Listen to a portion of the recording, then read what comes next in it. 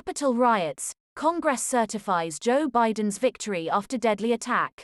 During a speech earlier in the day, President Trump had asked his supporters to march towards the Capitol in protest. They breached the building while Congress was certifying Joe Biden's win. Protesters made it all the way to the Senate floor and the office of House Speaker Nancy Pelosi. Donald Trump has been suspended from Twitter and Facebook after tweeting to supporters who attacked the U.S. Capitol. In a social media message to protesters, he said, "I love you," before telling them to go home. He also repeated false claims about election fraud. Twitter said it required the removal of 3 tweets for severe violations of our civic integrity policy. The company said the president's account would remain locked for good if the tweets were not removed. It went on to say that future violations of the Twitter rules will result in permanent suspension of the real Donald Trump account. It means Donald Trump's days on Twitter could be numbered. The president is not known for paying much attention to Twitter's community guidelines. President-elect Joe Biden called Wednesday for the restoration of simple decency, as a mob incited by his predecessor stormed the U.S. Capitol and delayed Congress from certifying the results of November's election.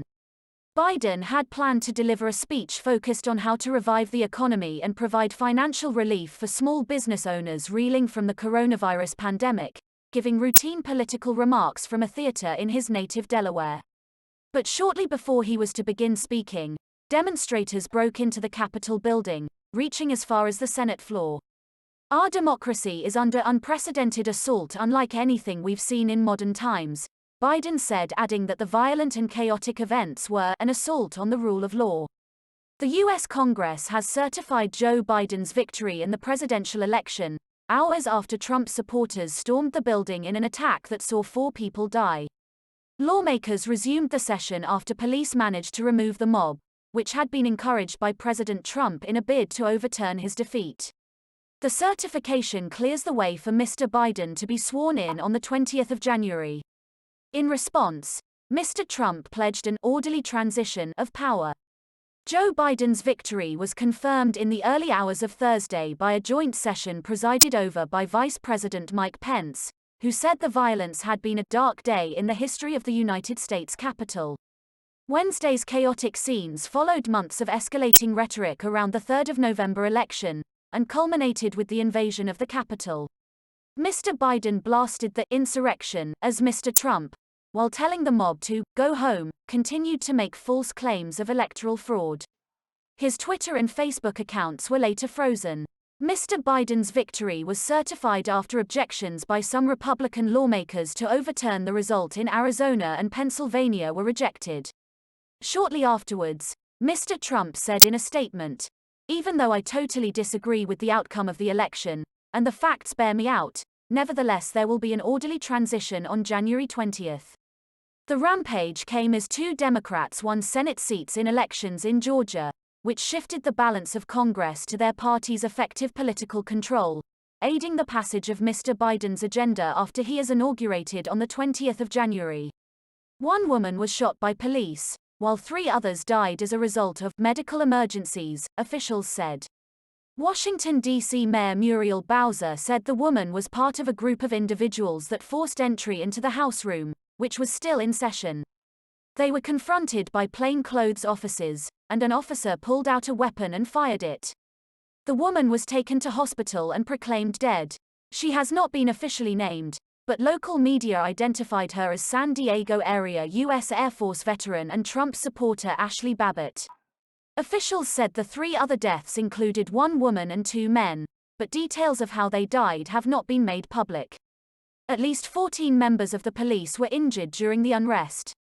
Protesters surged up the Capitol steps at about 14:15 local time, 19:15 Greenwich Mean Time, shoving past barricades and officers in riot gear to penetrate the building.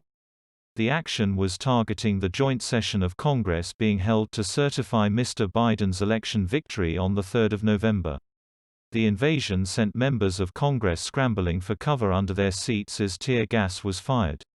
The mob, some of whom wore body armor, used chemical irritants to attack police, according to Washington Metropolitan Police Chief Robert Conti. They shouted and waved pro-Trump and U.S. flags as they roamed the halls, demanding the results of the presidential election be overturned. Several thousand National Guard troops, FBI agents and U.S. Secret Service were deployed to help overwhelmed Capitol Police. 2 pipe bombs were recovered, one from the Democratic National Committee offices, not far from the Capitol, and one from the nearby Republican National Committee headquarters. The occupation of the Capitol lasted more than 3 hours before the building was secured by law enforcement. But there was little sign the protesters were heeding Mr. Trump's call to go home, despite a citywide curfew declared by the city mayor from 1800 to 6 o'clock. So far, more than 52 people have been arrested, 47 of them for curfew violations. There were also protests on Wednesday at state legislatures in Kansas, Georgia, Utah and on the other side of the country in Oregon and the northwestern state of Washington. Democrat Mr. Biden, who defeated the Republican president in November's White House election, said the protesters' activity borders on sedition, and that democracy was under unprecedented assault. To storm the Capitol, to smash windows, to occupy offices on the floor of the United States Senate, rummaging through desks, on the House of Representatives, threatening the safety of duly elected officials. It's not protest, it's insurrection. Mr. Trump responded to the action in a recorded video on Twitter, repeating his unproven claims of election fraud. "I know your pain. I know you're hurt," he said. "We had an election that was stolen from us. It was a landslide election, and everyone knows it, especially the other side. But you have to go home now. We have to have peace." For the first time, Twitter froze Mr. Trump's account, saying it would be locked for 12 hours. The social media giant demanded he delete 3 tweets that it said could stoke violence and threatening permanent suspension. Facebook and Instagram followed suit. Earlier on Wednesday, Mr. Trump addressed a Save America rally outside the White House, when he urged supporters to head to the Capitol. "Our country has had enough and we will not take it anymore," he said. Political figures across the world condemned the storming of the U.S. Capitol. Former President Barack Obama said history would rightly remember the assault on the Capitol as a moment of great dishonor and shame for our nation. And former U.S. President George W. Bush said, "It is a sickening, heartbreaking sight. This is how election results are disputed in a banana republic, not our democratic republic." For days Mr. Trump had been piling pressure on his vice president, who was presiding over the session, to block certification of the result. But in a letter to Congress on Wednesday, Mr. Pence said he had no unilateral authority to decide which electoral votes should be counted. Senate Republican leader Mitch McConnell also definitively broke with Mr. Trump in an emotional speech from the chamber floor, saying, "If this election were overturned by mere allegations from the losing side, our democracy would enter a death spiral." After the session resumed, Senate Democratic leader Chuck Schumer blasted the mob at the Capitol as rioters and insurrectionists, goons and thugs, domestic terrorists, saying the president bears a great deal of the blame. Senator Kelly Loeffler, who lost her bid for election in Georgia's vote on Tuesday, said she could no longer in good conscience vote against certification as she had originally planned, citing the abhorrent invasion of the Capitol. News taken from BBC.